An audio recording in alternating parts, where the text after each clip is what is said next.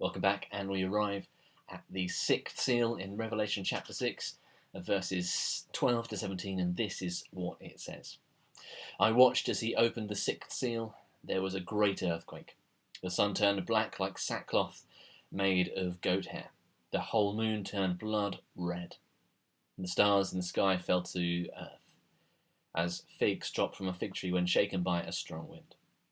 The heavens receded like a scroll being rolled up, and every mountain and island was removed from its place. Then the kings of the earth, the princes, the generals, the rich, the mighty, and everyone else, both slave and free, hid in caves and among rocks of the mountains. They called to the mountains and the rocks, "Fall on us, and hide us from the face of him who sits on the throne, and from the wrath of the Lamb. For the great day of their wrath has come, and who can withstand it?" Now it looks like things are starting to get frightening. Last time the martyrs were promised justice, symbolised by them being given white robes, and that this justice would come, but just not yet. Well, here it is. Justice has come in the great day of the wrath of the Lamb of God, and of God who sits on the throne. Remember how John sequences his sevens. The first five are about what's going on in human history, and that seems to repeat across human history. The sixth is what happens at the end of time as we know it. So here we are at the end of history as we know it, and after the followers of Jesus who were murdered for their faith in him cry out for their blood to be avenged, we sort of zoom ahead to that very moment. And here the language comes out of the Old Testament. The sun turning black, the moon turning red, stars falling out of the sky. Well, Isaiah 34 verse 4 talks about the heavens being rolled up and the stars in the sky just dissolving. And in the context of the fall of nations and empires who rejected God and persecuted his people, that's what Isaiah is talking about there, using that kind of metaphorical, symbolic language. And then Joel, the prophet Joel in chapter 2 verses 31 tells us of the sun turning black and the moon turning blood red on the day of the Lord. John brings these two things together to describe the cosmic end of this current phase of history. The day when all the enemies of God who persecuted and murdered his people would face their judgment. In metaphorical language, their world falls apart when they see the truth of who they have been opposing. The Lamb who was slain but is now alive, and the one who sits on the throne, God himself. God's enemies see God and their world collapses. Should we expect the sun to blacken and the moon to turn red in reality? Well, no, not necessarily, but it will certainly feel as cataclysmic for those who hate God and who persecute the people of the Lamb. Here is the day of judgment. Here is the day of his wrath.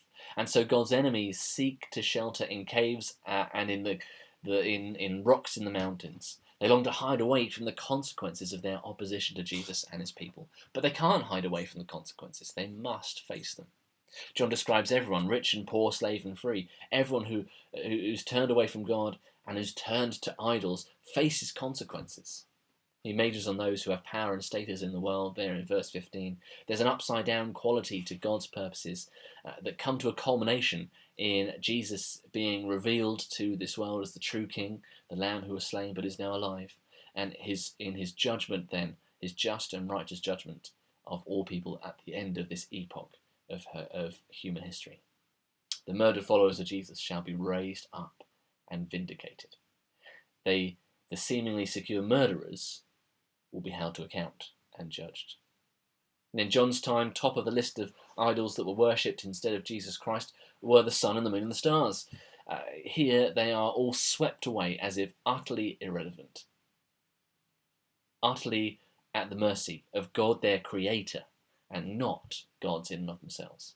And with their protection gone, the cry of those under judgment in verse 17 is, "Who can stand?"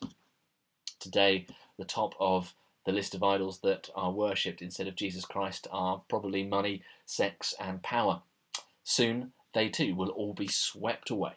And how terrible it will be for those who trusted in them for their protection and their salvation. There will be nowhere to hide.